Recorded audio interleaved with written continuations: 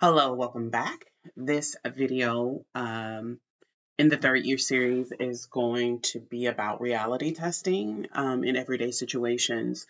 In this video, we're just going to go through an activity in regards to reality testing. I think it's a very good technique in regards to just kind of grounding you and just really focusing on the facts of a situation instead of just kind of relying on your anxiety or depressive thoughts to just kind of help you evaluate a situation. So I won't belabor any definition because we're going to go ahead and go through the activity, and I'll explain as we go along. So this activity will be a three-step process to reality test in everyday situations, right? So reality testing refers to distinguishing your thoughts and feelings and ideas from external events which are reality based. So, in other words, you see a situation for what it is rather than what you hope or fear it might be. And so, we'll just kind of go through some examples. So, the thought you have is I just said good morning to my boss and she ignored me. She must be upset with me. Is she going to fire me? Right? The reality is there are many more explanations for her lack of response, right? She didn't see me, she has a lot on her mind, or she's simply in a bad mood. There's no reason for her to fire me, right? I love this example because this is what the anxious brain and the depressed brain will go right into blaming the person, right? I often tell people this is just kind of how depression and anxiety will just kind of affect your self esteem because you immediately take ownership for outside events and it has nothing to do with you, right? Just like we talked about in the anxiety video, you make assumptions, right? And depending on where you are in your anxiety, how long you struggled with it, same with depression, you're going to automatically make the assumption that you're the issue. Another example is I just embarrassed myself during a presentation. Everyone must think I'm stupid. I'll never be a good public speaker. The reality is, just because I didn't do a great job presenting this time doesn't mean I can't improve my public speaking skills or do better in the future. A poor presentation isn't a reflection of my intelligence. And the reason why I like that example is because I have a personal example. I hated public speaking. You can't tell with as much talking as I do today. And presenting and even doing videos like this is much easier. And the one thing that helped me was someone said a long time ago that if you make a mistake, who knows if you're the presenter? If you're presenting something, nobody knows what you put in your speech. Nobody will, I mean, and especially if you're the subject matter expert. If I'm the subject matter expert and I'm teaching, nobody knows my notes. Nobody knows what I meant to say. And if I make a mistake, I'm human. So the mistake that I'll magnify 10 times over, other people probably didn't notice, or if they did notice, they threw it off and kept going, right? So that's what, I once I felt like, okay, I'm the subject matter expert. There's no problem. Now I can move on, right? So how we test everyday situations is we practice seeing the situation from as many angles as possible, right? So this doesn't mean that you're assuming.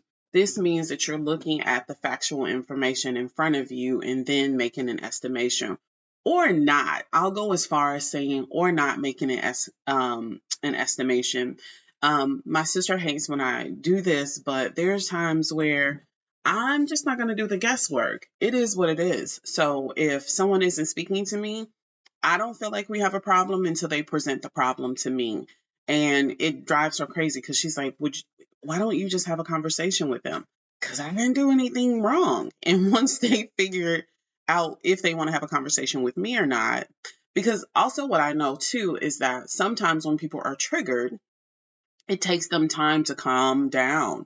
And then once they calm down, hopefully the trueness, well, not trueness is so not a word, but the truth of how they feel will come to the forefront and they'll be able to have a discussion with me based on that truth and not the anxiety or depressive thoughts that clouded the issue if there is one, right?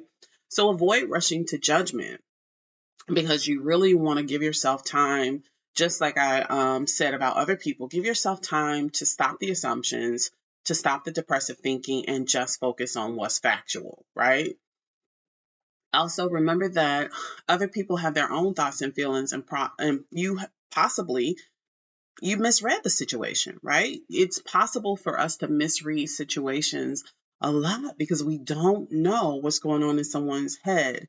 I often tell people, like, if you think about as much as you think about yourself, that was a hard sentence, but I said it without without error. If you think about it in that way, you think about yourself just as much. So if you're spending all that time in your head thinking about you, they're spending a lot of time in their head thinking about them. Or if they're thinking about you, they're thinking about their impact on you, if that makes sense. So a lot of times, and it's not self-centered or egotistical in some cases. Let's say in some cases, what it is that we're animals and we're focused on ourselves because we have to stay alive, right? So another thing is always try to pause, think, and react. That's a soapbox subject for me all the time. Sometimes you just need to stop, think about where you are, think about how you're feeling, and then have a reaction. And sometimes have no reaction, right? Because I'm also one of those people that don't believe that you have to have a reaction for every single solitary thing. Sometimes you can just say, I don't really have a response right now. I might later, or I may have a conversation with you about it later, but for right now, I don't think I have a reaction. So also consider how you do react, to a situation that has caused you anxiety. Are you reacting too much? I remember in my early dating, if I felt like, and I think it was especially exasperated because I was in Korea alone, a young adult, and the boyfriend I had at the time, anytime he didn't call me, like I would send off these like anxious signals like, what are you doing, where are you going, what is blah blah blah, all these things, and it was just so much anxiety. And if I overreacted, there were times where I underreacted too, where because then I was angry and shut down and anxious, and he had no clue what I would be from one day to the next. But if I think about it now, a lot of the anxiety or frustration that I called myself were really for made up situations because I had no idea what was actually going on, right? So you notice themes and patterns in your life if necessary, and then you make adjustments. And so piggybacking on that example I just discussed. So, a pattern in my life back then was, of course, I've shared before that I've had a trauma history. So, the pattern in my life when I was dating my boyfriend was abandonment, right? Abandonment and rejection. And as soon as something looked like abandonment or rejection, I responded in a very visceral way, meaning I was going to hurt or harm you in some way so that you couldn't hurt or harm me. And a lot of times I would break up with him because it's like, you know what? I will get you before you get me, sir. You will not get me. But in all honesty, none of what none of what I assumed back then was really based in reality, right?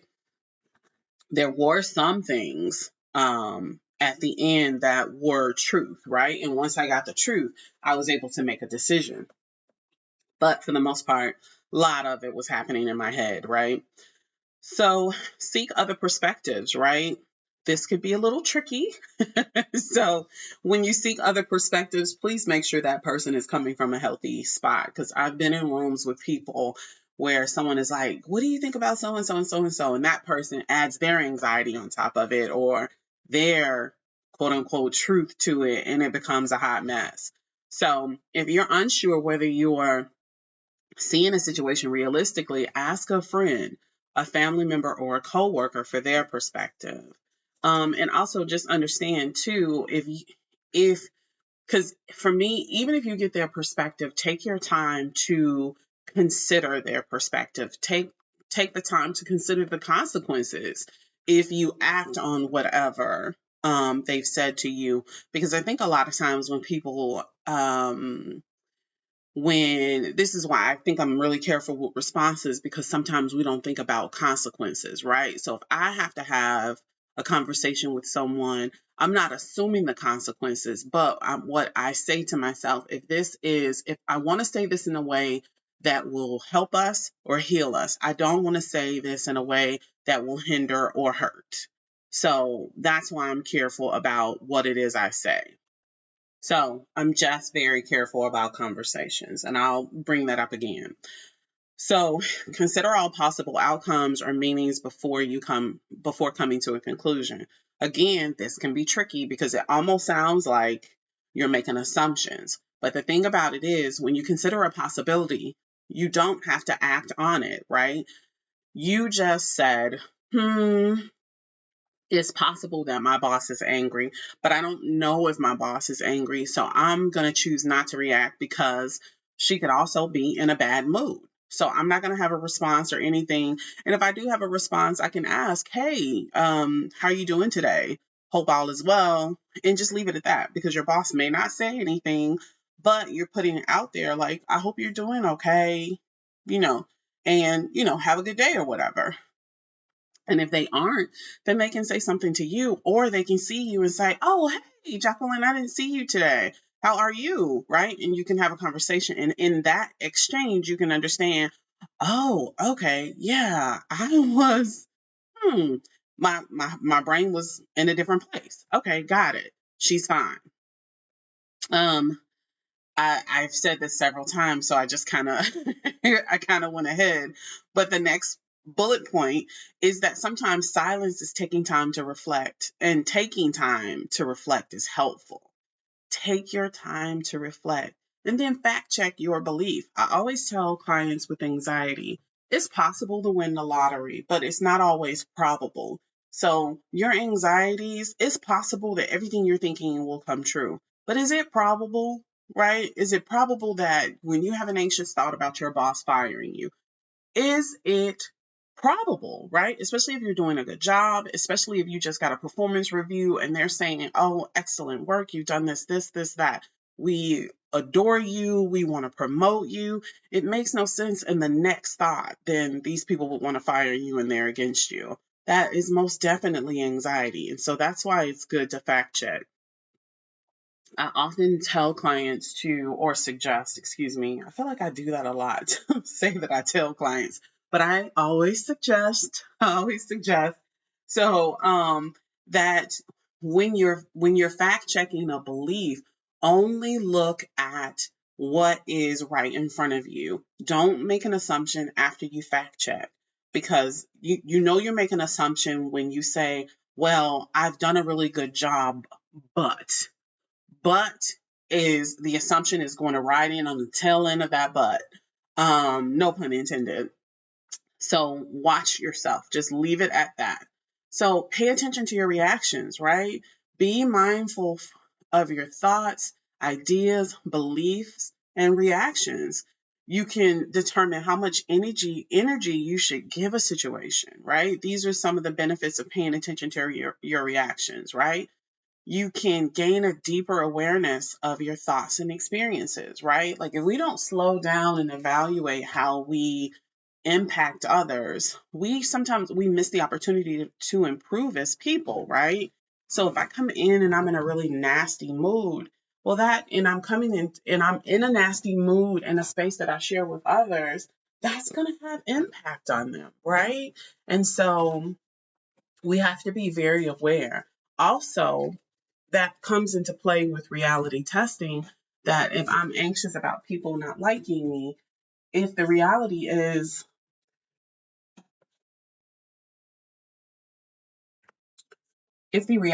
that if people are asking me, I know this is probably a little bit off topic, but if people are asking me to go and have fun with them, participate in social events, if I say no often, at some point these people are going to stop asking me. But someone struggling with anxiety will feel ostracized, and they'll feel like, they never asked me to go anywhere. They stopped doing this and they stopped doing that.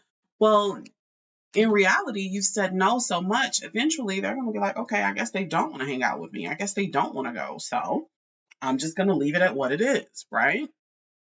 So be less likely to become overwhelmed and think negatively about situations, right? When you give yourself time to think things through, it'll help you feel less overwhelmed. It'll give you the opportunity rather to think about things in a positive light also, right? You'll better be able to navigate situations cause irritation or distress to others and to yourself, right? A lot of times we are doing so much work in our head. We're doing a lot of the emotional and mental labor when it comes to having issues with other people. There's times where I've had clients come to session and they have like this beef with someone in their head. And I'm like, well, have you talked to that person? What have they said? No, I was just thinking about it the other day. Well, you created this alternate reality and you don't know what's going on. And so that's why reality testing, because the reality is I received a text and it seemed like it was kind of shady or smart. Um, but then the rest of it I don't know. So, um you see, when you evaluate and pay attention to your reactions, you'll see a greater range of possibilities, right?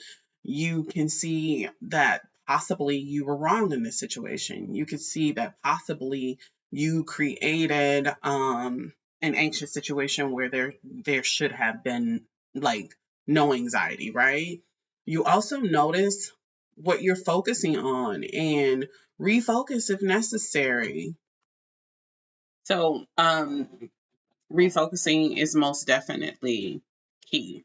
Refocusing will give you a chance again to do further reality testing. Like, um, are my thoughts good? And do I need to communicate? And so, one of the things I feel is important is that communication piece. And also, with the communication piece, don't go in with assumptions. Don't offer information in the sense of, I feel like you were angry with me. No, just, how are you doing? Is everything okay? Like, is everything good with you? I felt like your energy was different. And that person can say, oh, no, no, no, no, I'm good. I'm good. I was just, thinking.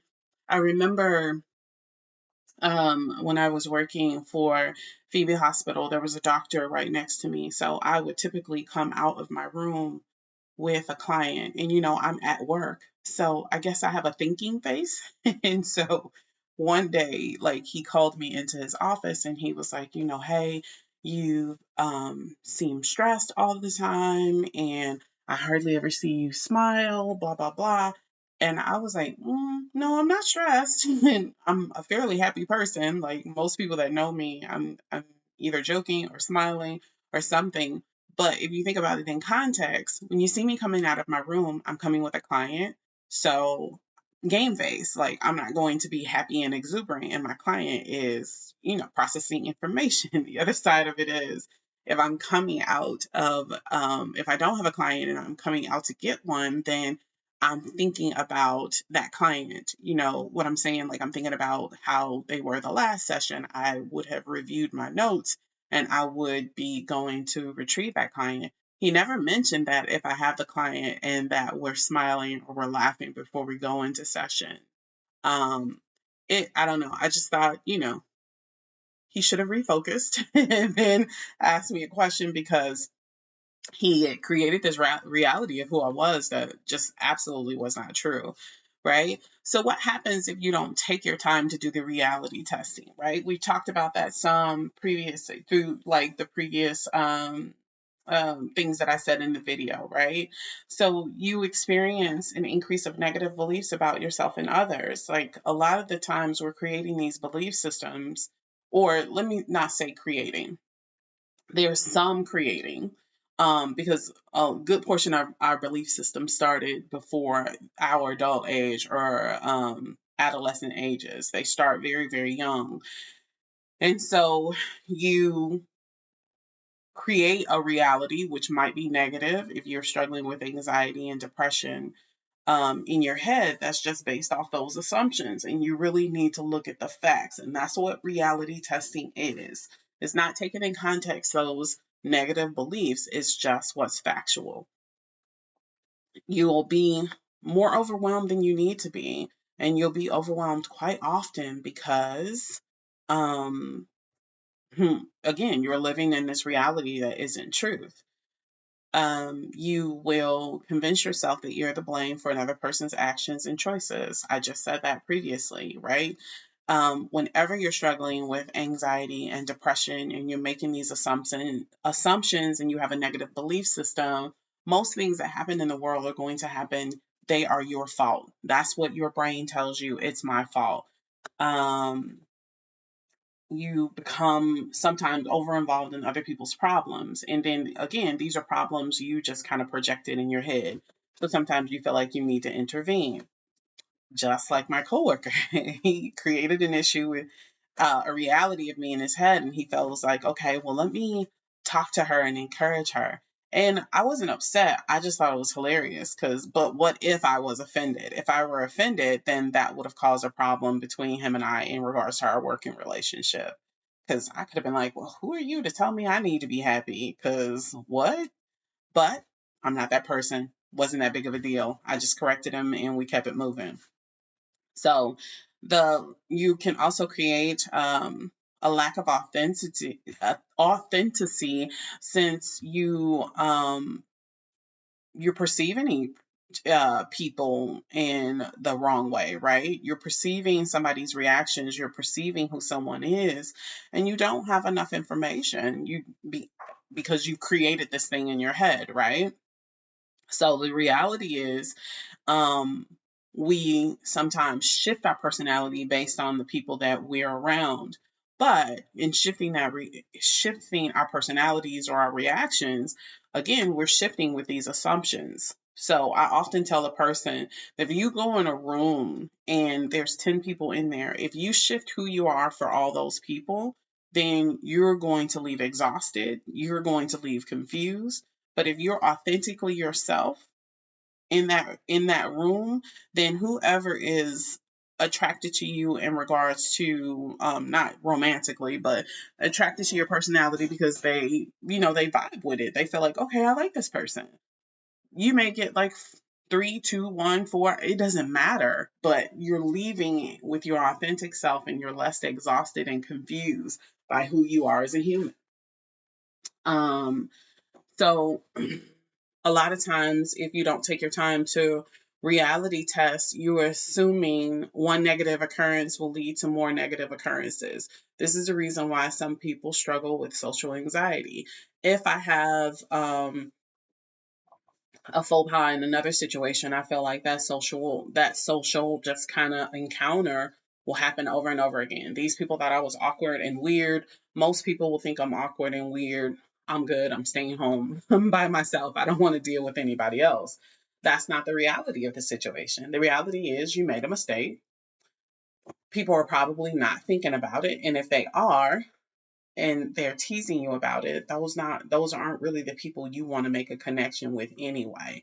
And so I'm not saying that in the sense that how most adults will say, well, you don't need to be friends with them anyway, because I know that's not how the brain works. Like, we all want to bond with other people. We all want to make these connections and relationships. Well, so what I'm saying is choose the relationships that you don't feel bad about you, that you don't feel like you have to make all these adjustments about who you are as a human to fit with this particular group of people. And that's going to be difficult. And it might make more sense um, as you get older, right? Because we have to be realistic.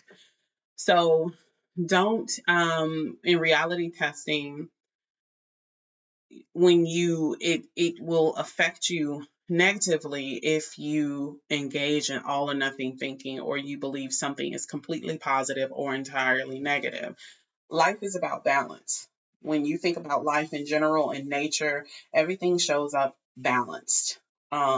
And I'm saying everything, but not really. But know when things aren't showing up balanced, there's some kind of problem with it, right? And so I'm really bad at this by this scientific thing, but I'll say if something is imbalanced on the negative end in nature, that's why you get the compound acid, right? And acid is, it's really bad. And so I think about that when I think about human behavior. Although it's not acidic, if you're all the way negative, that shows up and it's jarring, it's disturbing, and nobody wants to attach themselves to it. No one can live in it. So be careful with that all or nothing thinking, taking everything completely negative or completely positive. Like my daughter went to this school, she went to college with this girl that wanted to be a motivational speaker. And the girl was positive all the time, like to the point where people were like, oh my goodness, like um, running from her when they saw her. And I told my daughter, I was like, be careful with her because my daughter wanted to befriend her. And I said, be careful. The kids are calling it crashing out today. I was like, I don't know if that's healthy. I think there's something there. No one is that positive all the time. There has to be an off button. And if there's no off button, I would be, I would be hesitant. And somewhere at the end of their college career, she really did crash out. It just wasn't good. I definitely don't want to repeat her story because you could probably look it up online, but it was just not good. So another thing is when you don't do the reality testing, you compare yourself to others or you belittle your own achievements, excuse me, when they don't seem to match up. So this is very, very much so prevalent when it comes to social media. I talked about that in a previous video. So reality testing would say, I'm only seeing the highlight reels of someone else's life, right? So I can't compare myself to that because the reality is I don't know what's going on over there. I know what they present because they present it so that they can make money, and that's what people have to understand. Like some people's personal lives that they display on YouTube or TikTok or Facebook, well, excuse me, Instagram, those are businesses, right? It's a business relationship sometimes. And if it starts off as a romantic relationship, it eventually turns into a business because we are a brand. I've heard couples mention that several times. And then it baffles me that people are still shocked when they break up because it's like it seems so perfect.